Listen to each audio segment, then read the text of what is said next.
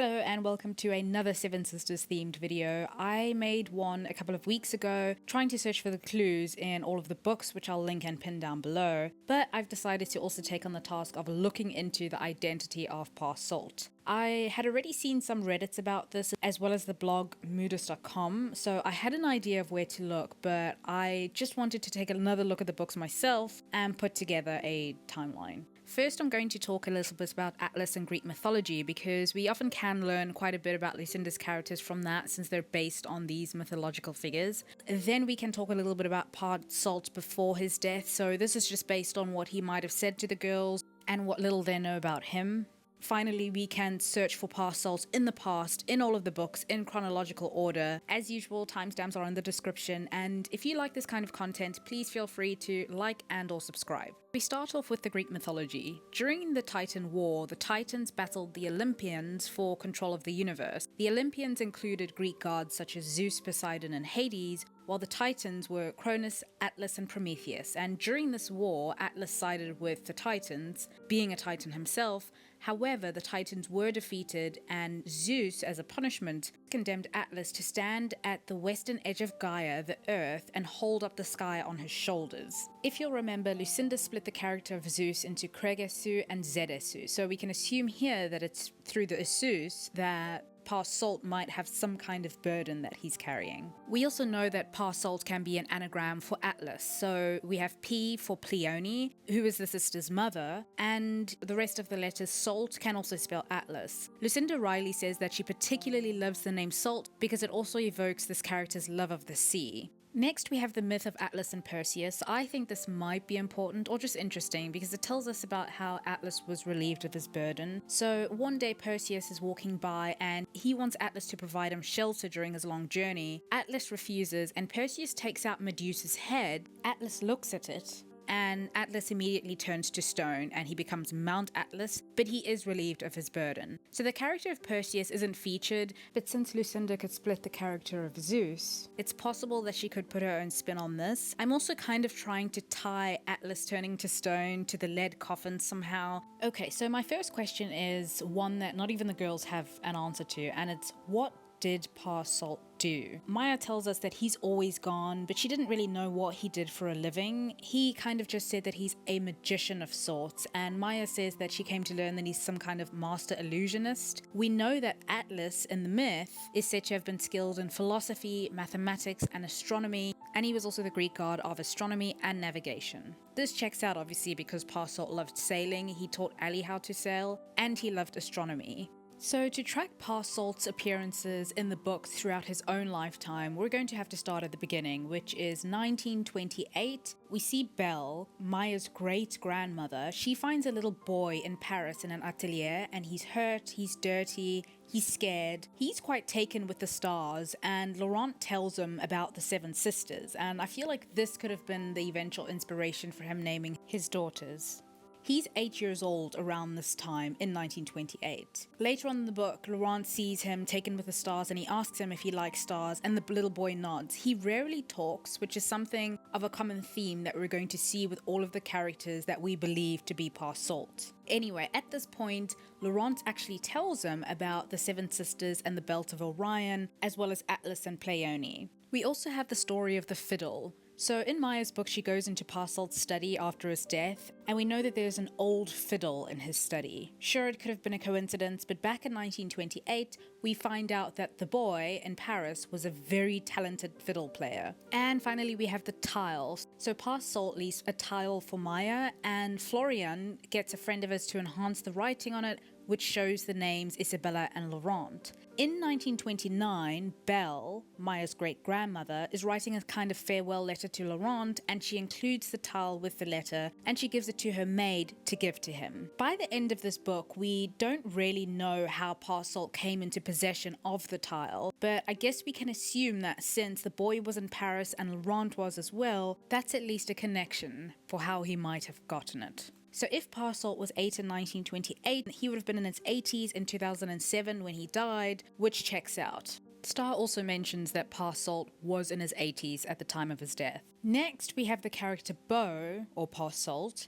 in Pip's story. So Pip is Ali's grandfather. So we first see Bo in Leipzig, Germany in November 1936. In Pip's story, he says that he's meeting his girlfriend Corinne and her best friend Elle at a coffee house, and that Bo is going to be there too. And we know that Bo is a second-year music student. So if Parsault was 8 in Paris in 1928, this would put him around 16 in 1936. We learn that Bo doesn't speak much, something we noticed in The Little Boy in Paris in Maia's story. He's a talented musician, but he plays the cello now and not the fiddle, and I'll explain in a bit why I still think that this is Parsault. So he lies about being Jewish, which would be understandable in Germany at the time, but we never really figure out where he's from or who he is. Anyway, Bo and Elle are fleeing Leipzig and Pip's parents take them in. Pip's parents are Horst and Astrid, and Horst is Ali's great-grandfather. So basically here, Ali's great-grandfather took Parsault in when his life was in danger, and he was really grateful for that. That's his connection to Ali. Before that, Bo had an accident jumping out of a window, which results in a broken arm, and he's not able to play the cello anymore, but he ends up getting a job as a chart maker, and this is the skill that he develops over time. Eventually we find out that his elbow doesn't really heal, and so he still can't play the cello, but he seems to have really thrown himself into navigation, which fits because Pa loves to sail. The last we see of Bo and Elle in the story is in 1940 when they both decide that they're going to escape to Scotland. So Ali was born in 1977, and we know that Martha, her mother, didn't have the resources to raise both her and her twin brother Tom, so she gave Ali up for adoption. We learn that Ali was adopted in August 1977 in a private adoption, which is Parsault's style. And if we go back to the timeline, in Maia's story, she told us that she'd been living at Atlantis for 3 years before Ali arrived. So this fits into our timeline. So we can guess here that Parsault felt so indebted to Pip's parents that when he found out that one of their descendants didn't have a home, he decided to adopt her, Ali. Next, we have Star's story. So we know that Parsault and Star really liked to garden together. It was something that they liked to do, especially during Star's school holidays. Anyway, Star's letter takes her to London, and we go back in time to 1943, where Flora McNichol, Star's great-great-grandmother, is living at a place called High Weald. At High Weald, there is a couple, Mr. and Mrs. Tanit. Flora says that Mr. Tanit usually attends to the gardens, which tracks, and she describes Mr. Tanit as someone who spoke very little, which also tracks. Anyway, Flora's adopted son Teddy gets a girl Tess pregnant, and because Teddy is kind of a playboy, Flora gives Tessie some money to go and raise the son,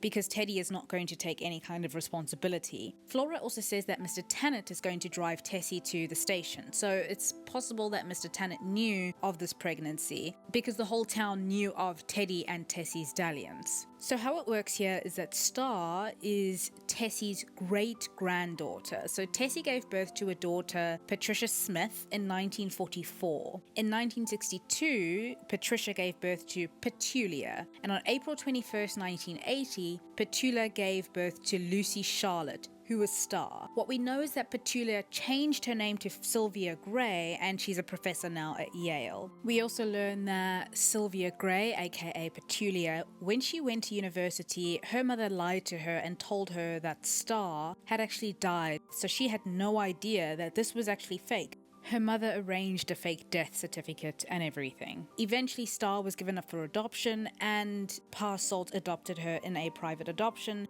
If we take a look at our timeline really quickly, we know that in 1940, Bo, Parsault, and Elle moved to Scotland, so it's quite plausible that in 1943, they're in England in High Weald. Eventually, as we know, Star is adopted and she arrives at Atlantis in 1980. Next, we have the appearance of Parsault in CeCe's story. So Parsault's letter tells CeCe that her story starts with Kitty Mercer. Kitty is from Scotland, but by 1949, she tells us that she's made a couple of journeys to Australia, and she's about to embark on another trip to Australia once again. So she's about to board the ship when a man approaches her. He seems panicked and upset, and he's looking for his female companion. She watches him as he staggers away, and this fits Parsault because it takes place in 1949, and if we go back to the timeline, while we know that the Tanits were in the US in 1946, they did return to England. So obviously it's very plausible that between 1946 and 1949 they'd moved from England to Scotland as well. We also know that CeCe was born in 1980, and 27 years ago, Pa showed up at an orphanage looking for a relative, and when he found out that CeCe's mother had died, he adopted her. I still can't tell now if this is a coincidence or not. We're left to question whether Pa Salt was actually looking for Kitty,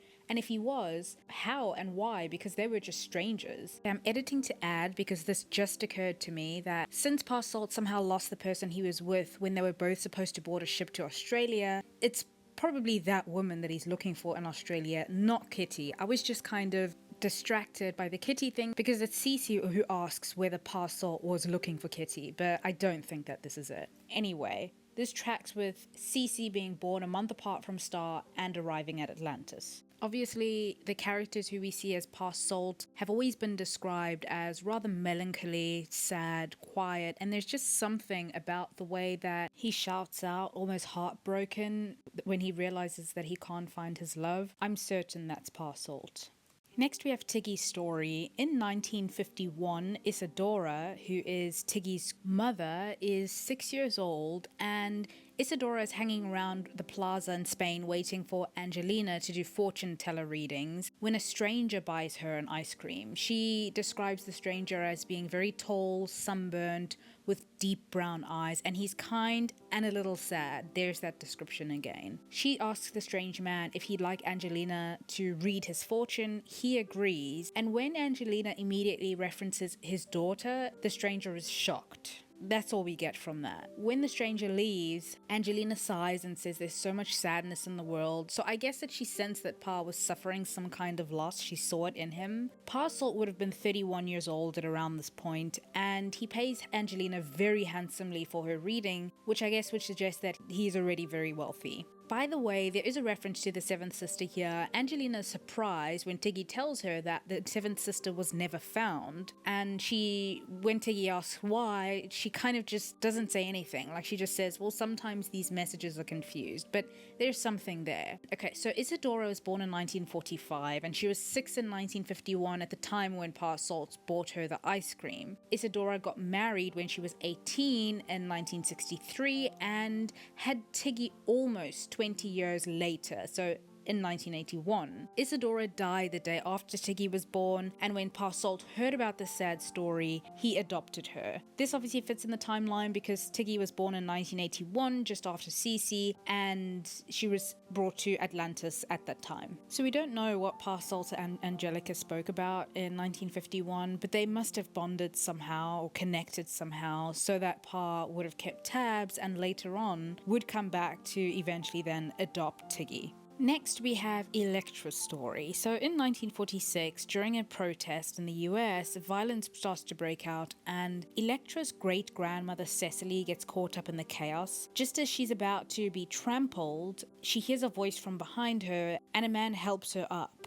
and rushes her off to safety to her car. The man doesn't end up giving his name, but he gives her a card, and Cecily calls the man eventually who saved her from the protest, and it turns out that this is Mr. Tanit and his French wife, named Elle. Cecily has lunch with them, and they talk about how well traveled they are and how life in Europe was during the war. Obviously, we remember that in 1936, Beau and Elle were in Leipzig, and in 1943, they were in England. So the Tanits are in the US at this point, but Cecily does mention that they returned to England. If we take a look at our timeline once again, we found the Tanits in England in 1943, they were in the US in 1946, that checks out, they're still using that name Tanit, and they obviously returned to England shortly thereafter. We then find out that Electra was born in 1982, which makes sense because she arrives at Atlantis after Tiggy, who was born in 1981. So obviously I guess here that Elle, or Mrs. Tanit, is Pleione, Atlas's wife in the myth. Pleione, if you remember, was the protectress of sailing, and according to Wikipedia, in some accounts, when Pleione was traveling with her daughters, Orion, who was accompanying her, fell in love and tried to attack her. She escaped, but Orion sought her for 7 years and couldn't find her, until at last, Zeus, pitying the girls, changed them into stars, which still continue to fly from Orion. Could it be that past Salt, whether he was Bo or Mr. Tanit, and Elle had a baby? This was Merope, and when he was crying out on the platform by the ship, he had somehow lost Elle and the baby. Perhaps he knows that there is no hope for Elle, but Merope is somehow lost, and that's who he's trying to look for. Or perhaps he's trying to look for both of them. In any case, George Hoffman does say that he and Parcel spent years trying to find the seventh sister. So there's no character of Orion in these books, not yet anyway, and his presence, because he's the one who attacks Pleione, kind of messes up my theory that it was the Esus who have something to do with Pleione or Merope being in danger. Anyway, that's all I have for this video. I hope you enjoyed this, and thank you for watching.